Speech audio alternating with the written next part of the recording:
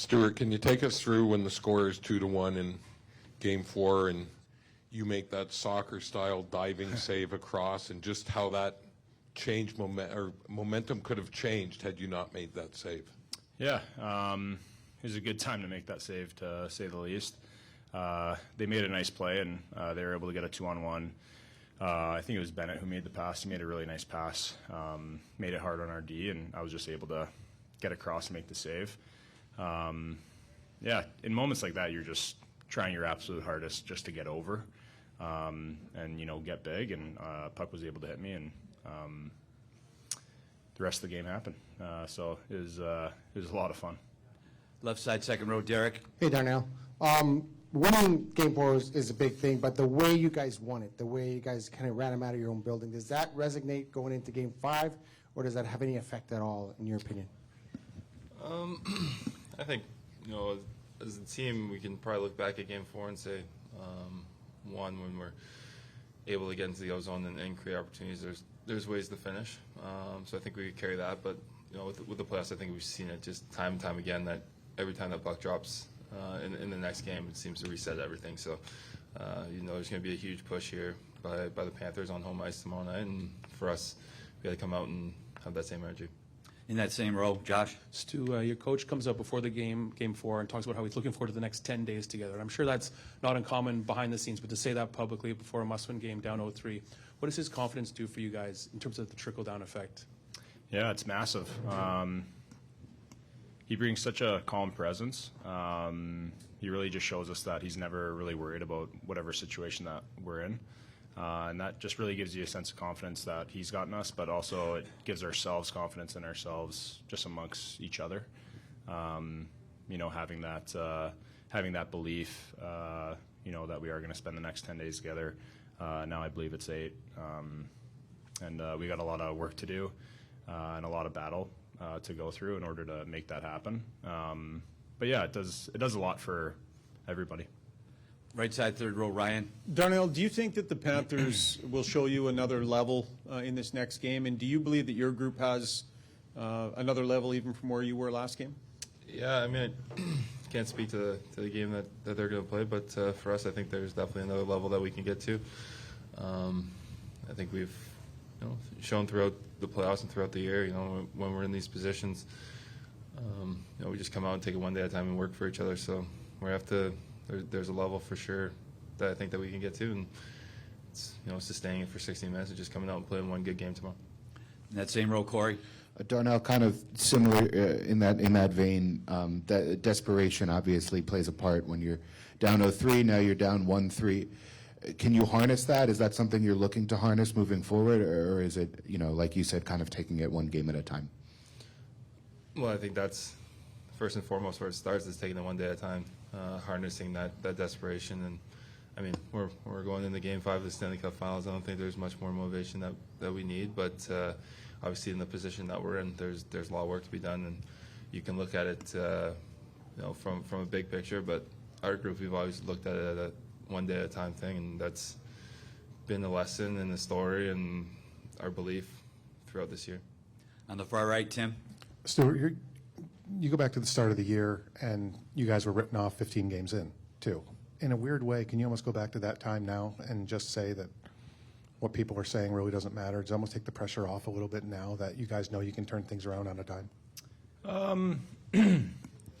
Yeah. I'm not too sure really how to answer that fully, but I think that we're here where we are because of that. It's not a matter of what people say. It's a matter of what we believe and what happens in the dressing room.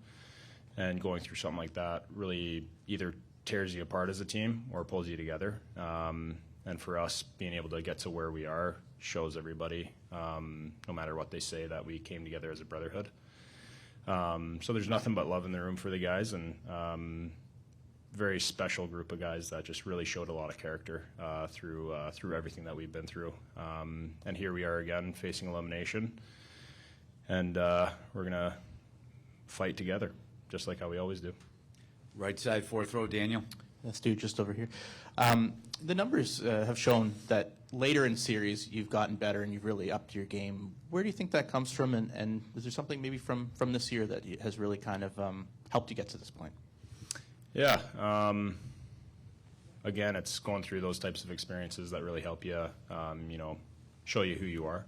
I think what happened in Vancouver did a number of things to me. I think it pissed me off, first and foremost. I also was able to get some time to myself, just get a reset, kind of calm things down and work on my game. I was able to get a couple practices in, and after that, I just really wanted to, obviously be the guy to help my team win. It really sucked, being on the bench and seeing what happened, and that just really pushed me to find my game and do absolutely everything I can, no matter what happens, just to fight my way into giving a team a chance to win every night. So bringing that forward into Dallas, and then obviously bringing it forward to today. But yeah, going through something like that, it's funny. In the moment, it seems like the worst thing ever, and then a couple weeks later, you look back on it, and you're just nothing but grateful and thankful for that moment. Fifth row on the right. Stu, the team said several times throughout the season that they don't really believe in momentum from one game to the next. But for you personally, do you gain any momentum from one game to the next? Like, if you play well in one game, does that help your confidence going into the next game? Yeah, not too sure if it's kind of a confidence thing, but more so just bringing the same game that you know how to play. When you're able to, make big saves at right times, whether it's just being able to get a win or, whatever the situation may be, you always feel a little bit better going into the next day. But I was actually talking to somebody, and he was telling me a story about Brodeur, and, when he would let in 6, the next day he would show up like he was, absolutely unbeatable. And that's something that I try to chase as well. Not saying that I do a great job at it all the time, but it's definitely a work in progress.